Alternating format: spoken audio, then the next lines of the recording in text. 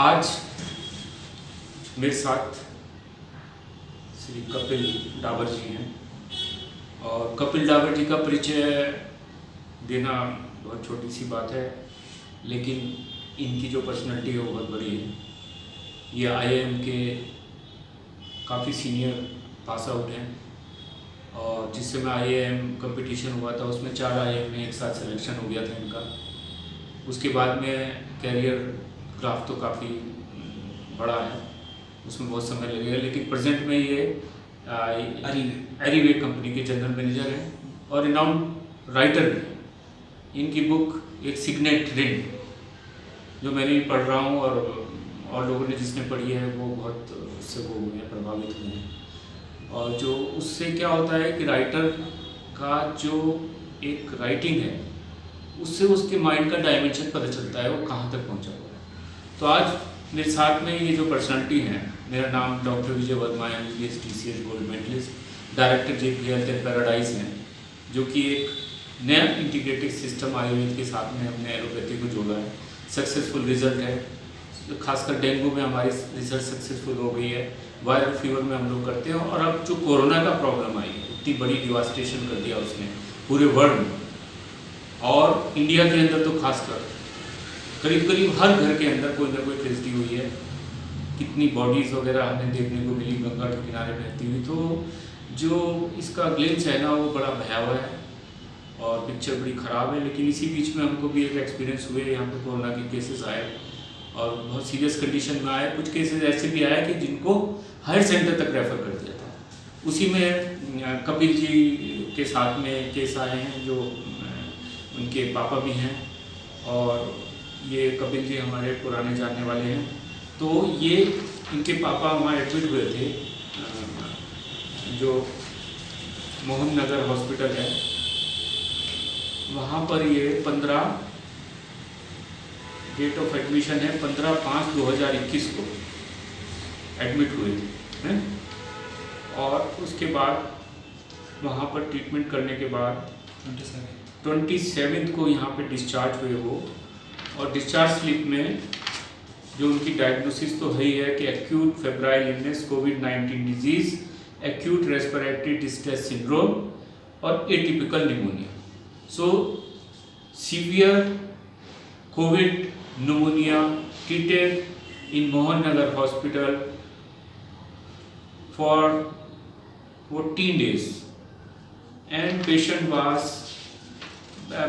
deteriorated day by day, hour by hour, and when the lungs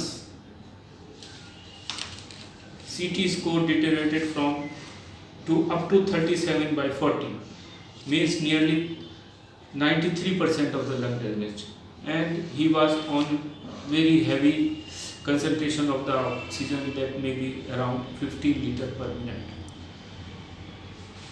So when he came to know about our integrated treatment, he contacted me and came here.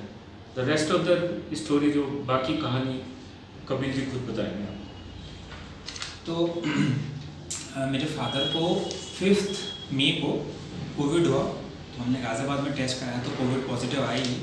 तो उस समय जैसे environment था, हमने एक online prescription लिया एक doctor से वहाँ पे। तो उन्होंने डॉक्सीसिलीन और नॉर्मल दवाइयाँ लिखी, न्यूट्रिशंस वगैरह की दवाई लिखी बैठ के।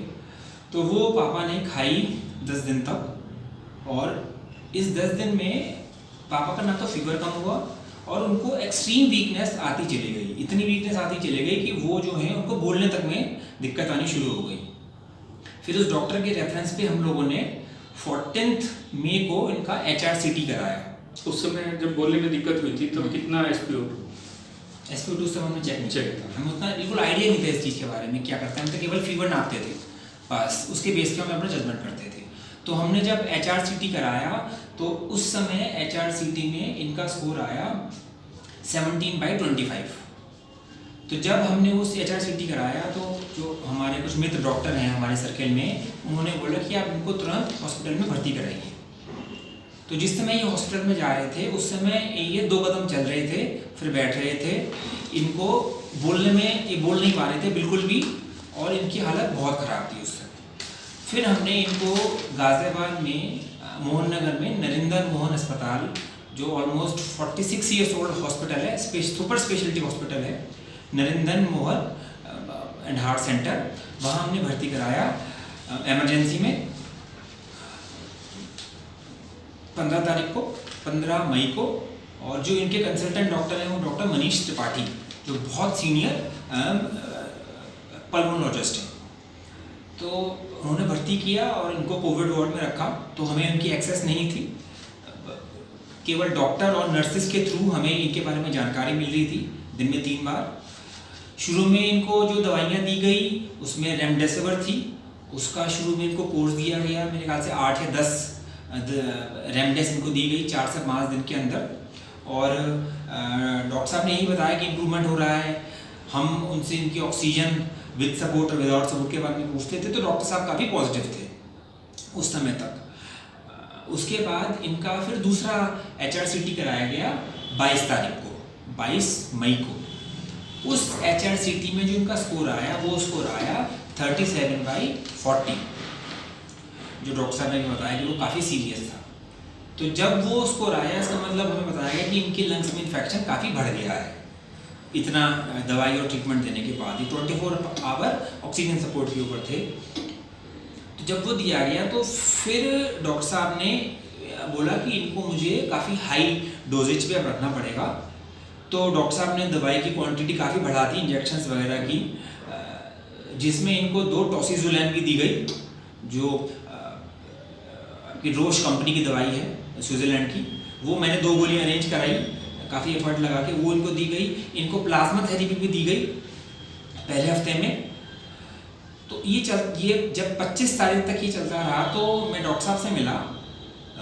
तो डॉक्टर साहब ने मुझे ये बोला कि इनकी हालत में बिल्कुल भी सुधार नहीं हो रहा है, और इतनी दवाइयाँ देने के बाद भी रोज़ ऑलमोस्ट इनके 15 से 20 इंजेक्शन लग रहे थे, सोलोमोनॉल और एल्बुमिन के, बहुत चीज़ों के एक साथ। तो फिर डॉक्टर साहब ने मुझे बोला कि कपिल, आप जो है ना इनको एक सेकंड ओपिनियन लीजिए और किसी हायर सेंटर पे इनको आप रेफ़र करिए।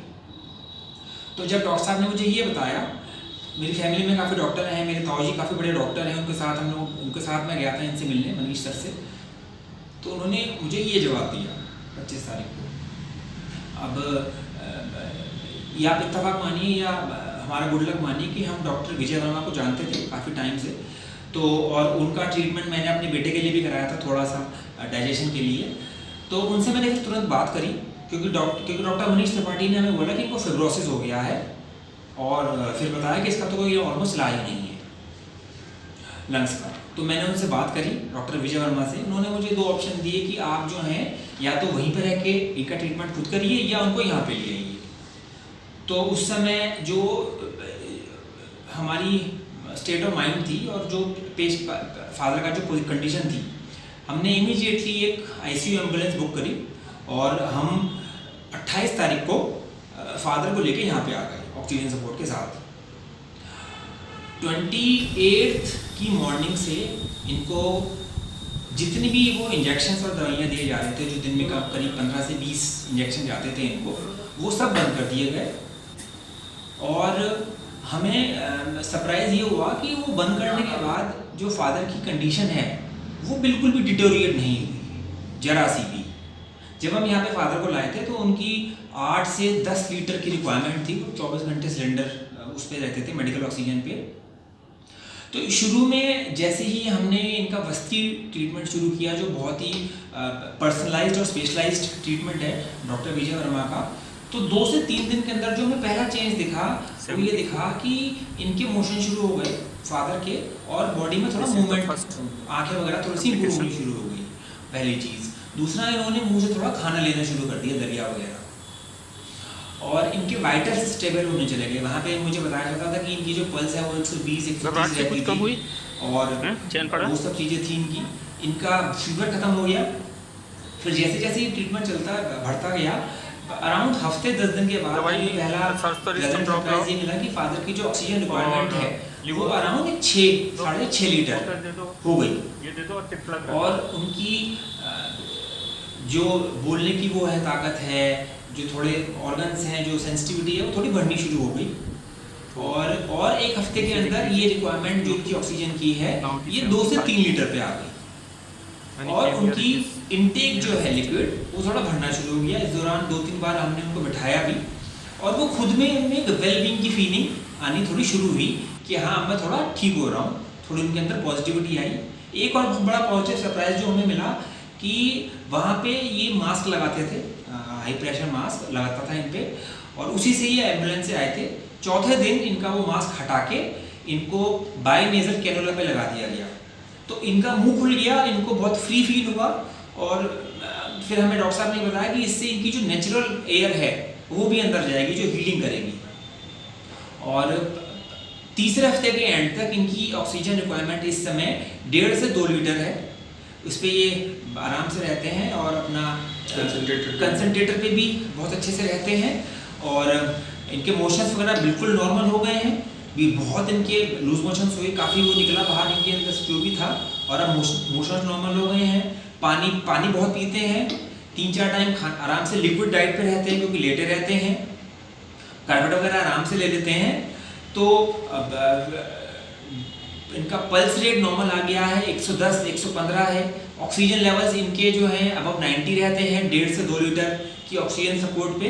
तो ओवरऑल वेलबींग इंप्रूव हुई है। और अब डॉक्टर साहब के इंस्ट्रक्शंस के ऊपर हम इनको कल यानी कि 27 जून को हम घर लेके वापस जा रहे हैं। और जो डॉक्टर साहब ने हमें एडवाइस दी है कि hopefully within a week 10 days ये ऑक्सीजन से फ्री हो जाएंगे। थोड़ा सा मैं आपको ट्रीटमेंट के बारे में बता देता हूँ। हमें स्पेशलाइज्ड खाना बताया गया कि ये खाना खाइए, ऑर्गेनिक फूड जो डॉक्टर साहब ने ही खुद उसको इन्वेंट करा है प्रोसेस करके चीज़ों को, जिसमें दलिया था, प्रोसेस्ड ऑर्गेनिक, उसमें दवाइयाँ काफ़ी थी, वो सब चीज़ थी। और इनके ट्रीटमेंट के 2 पार्ट थे। एक तो एक बहुत ही स्पेशलाइज्ड आयुर्वेदिक तेल जिसमें इन्होंने काफ़ी दवाइयों का मिश्रण करा हुआ है, उससे इनकी मालिश होती थी दिन में, सारी नसों को रिजुविनेट किया जाता था, और इनके दवाई दी जाती थी पर नेक्टर। और ये 2 चीज़ें इनकी चली केवल इसके बेस पे, और ये सारे रिजल्ट्स हमें उसके थ्रू मिले। तो मेरा जो एक्सपीरियंस रहा है वो बिल्कुल ही कॉन्ट्रास्टिंग एक्सपीरियंस रहा है।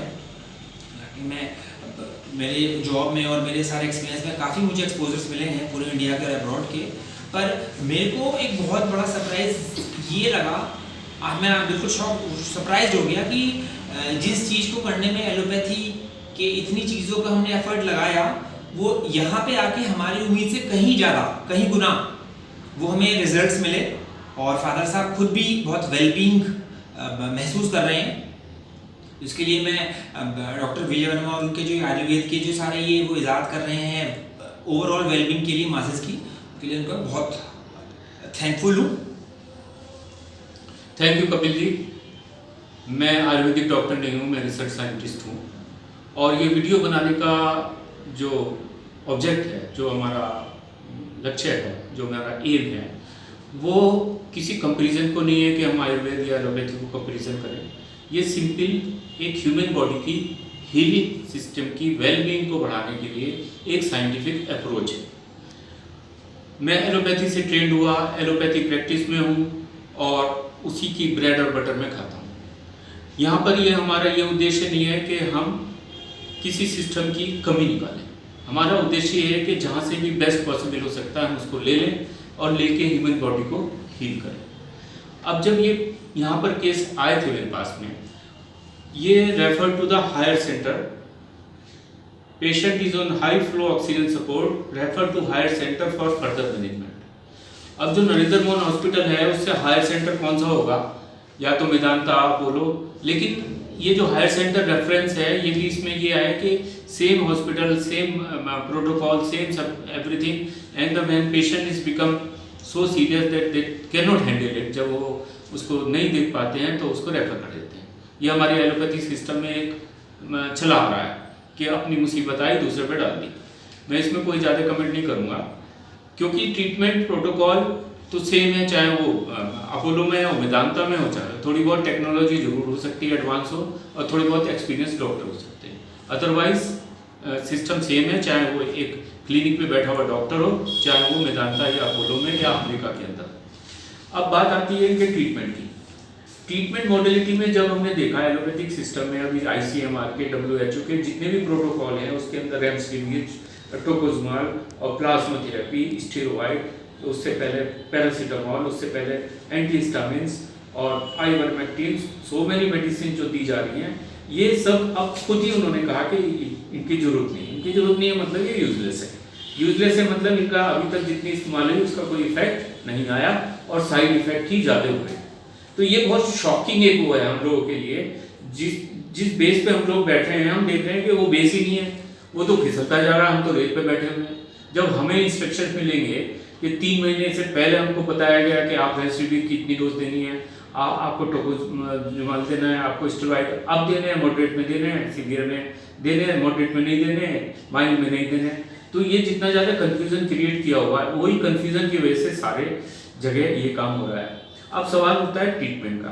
अब जब ट्रीटमेंट पे हम आते हैं तो मैंने ये महसूस किया है, क्योंकि हमारा ये रिसर्च वर्क है और आज से नहीं 10 साल से हम सारे वायरल डिजीज़ को ठीक करने का क्लेम करते हैं। डेंगू का मेरा रिसर्च सक्सेस हो चुकी है और उसके अलावा अब ये कोरोना में हमको एक्सपीरियंस बहुत अच्छे मिल रहे हैं। तो मैंने देखा है कि ये जो इन्फ्लामेशन है, वो जितनी भी मेडिकल सिस्टम में हमारे एलोपैथी में दवाइयाँ हैं वो सभी इन्फ्लामेशन को रोकती हैं।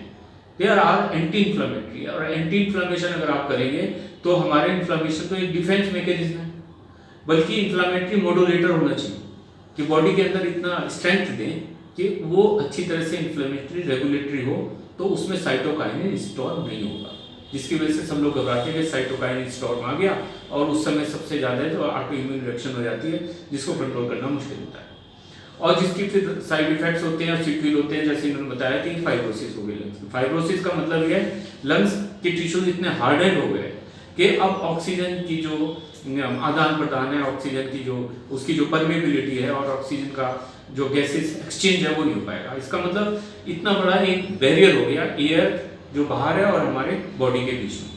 अब ये अगर फाइब्रोसिस हो जाती है तो फाइब्रोसिस के बारे में हमें पता है कि ये बैक नहीं होती है, रिवर्स नहीं होती है, लेकिन यहाँ पर ये उल्टा हुआ है। हमने महसूस किया है कि इतना सीरियस फाइब्रोसिस होने के बाद भी पेशेंट रिकवर कर गया।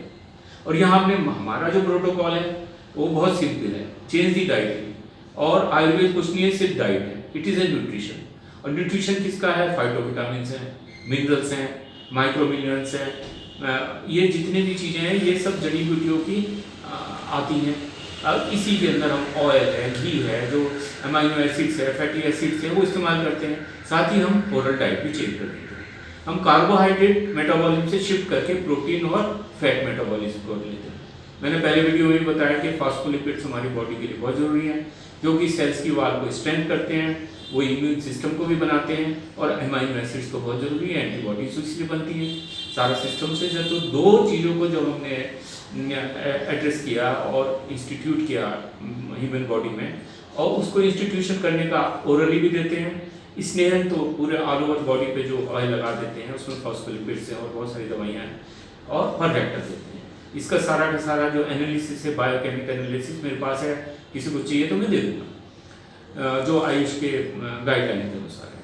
तो जो हम चीज़ इस्तेमाल करते हैं पूरी साइंटिफिक ढंग से, और जितना भी बेस्ट SOP है, स्टैंडर्ड ऑपरेटिव प्रोसीजर, उसको गुड क्लिनिकल प्रैक्टिस के साथ में इस्तेमाल करते हैं। और क्योंकि ये क्लिनिकल रिसर्च है, विद कंसेंट होता है। तो हमने देखा कि जैसे पेशेंट मेरे पास में आते हैं, उस समय ICU ये थी, एम्बुलेंस थी, जिसके अंदर हाई फ्लो पे ये थे, उनकी हालत बहुत ख़राब थी। उस समय मुझे ऐसा लग रहा था कि रोड से क्लिनिक के अंदर आते आते भी कहीं कुछ हार्ट वगैरह स्टॉप में हो जाए, लेकिन ईश्वर की दया से ऐसा कुछ नहीं हुआ। हमने यहाँ पे उनको आराम से रखा, 2 या 3 दिन मास्क में रखा, क्लोज मास्क में। उसके बाद बाईनेजल कैनुला पे आ गए।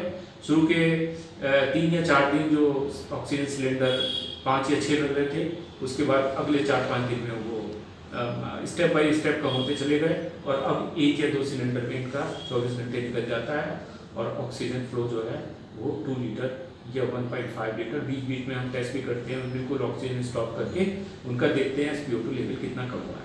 तो सेटिस्फैक्ट्री ग्रोथ हुई है इनकी, सेटिस्फैक्ट्री हीलिंग हुई है, और सब कुछ ठीक ठाक है। अब मुझे तो लगता है ये बिल्कुल ठीक हो जाएंगे, और कल इनका यहाँ से डिस्चार्ज हो रहा है। इसी के साथ में ये वीडियो में ख़त्म करता हूँ।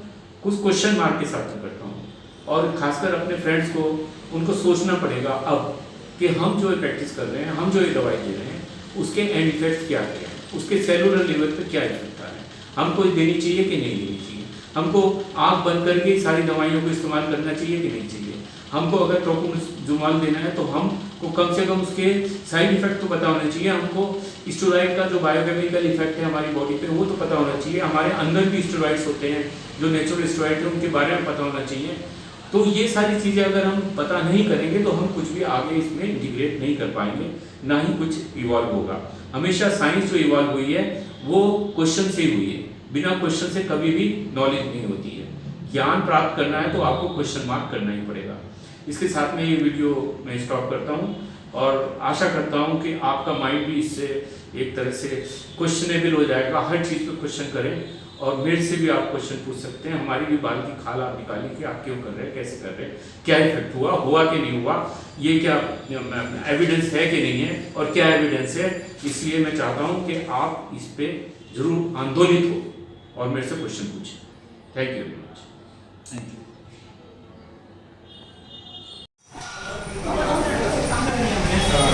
आज 27 जून 2021 है। आज श्री राजकुमार जी सकुशल वापस गाजियाबाद जा रहे हैं।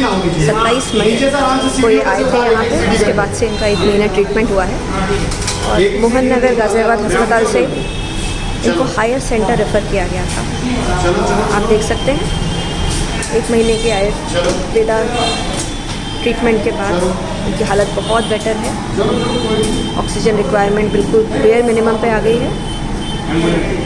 अब उन्हें एम्बुलेंस में ट्रांसफ़र करके गाज़ियाबाद उनके घर ले जाया।